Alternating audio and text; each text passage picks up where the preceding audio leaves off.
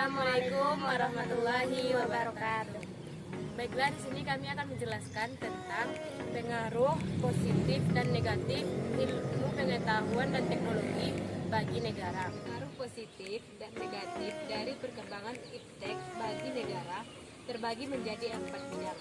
Yang pertama, bidang ekonomi. Pengaruh positif di bidang ekonomi yaitu pertumbuhan ekonomi akan semakin meningkat, pekerja menambah skill dan pengetahuan yang dimiliki. Ketiga, membuka lapangan kerja, kemudian berkembangnya internet banking, SMS banking, dan e-komersi. Dan pengaruh negatif bidang ekonomi yaitu terjadinya pengurangan bagi tenaga kerja yang tidak memiliki kualifikasi yang sesuai dengan yang dibutuhkan. Kemudian tumbuhnya sifat konsensual di bidang politik.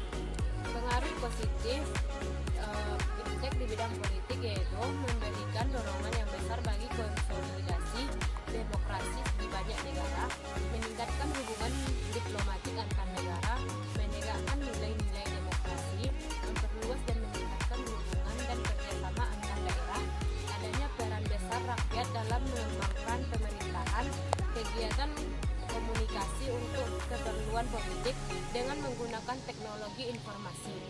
Kemudian pengaruh negatif iptek di bidang politik yaitu negara tidak lagi dianggap sebagai pemegang kunci dalam proses pembangunan, timbulnya gelombang demokratisasi, adanya ancaman disintegrasi bangsa dan negara, semakin meningkatnya nilai-nilai politik, timbulnya fanatisme sosial, etnis, dan agama, timbulnya unjuk rasa yang semakin berani dan terkadang adanya konspirasi internasional dan lunturnya nilai-nilai sosial. Pengaruh positifnya yang pertama, dengan adanya kemajuan teknologi dapat mempermudah komunikasi antara manusia dari suatu tempat ke tempat lain, sehingga dapat mempersatukan meskipun berada di tempat yang berbeda.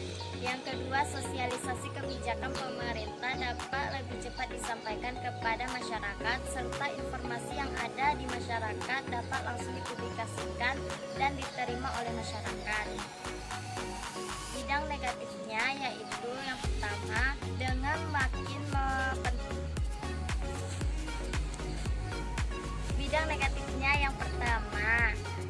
makin pesatnya komunikasi membuat bentuk komunikasi berubah. Yang kedua, dapat membuat seseorang menjadi individualis. Yang ketiga, membuat peluang masuknya hal-hal berbau pornografi, pornoaksi, dan lain-lain. Yang ketiga, terjadinya kemusnahan moral di kalangan warga masyarakat. Keempat, bidang budaya.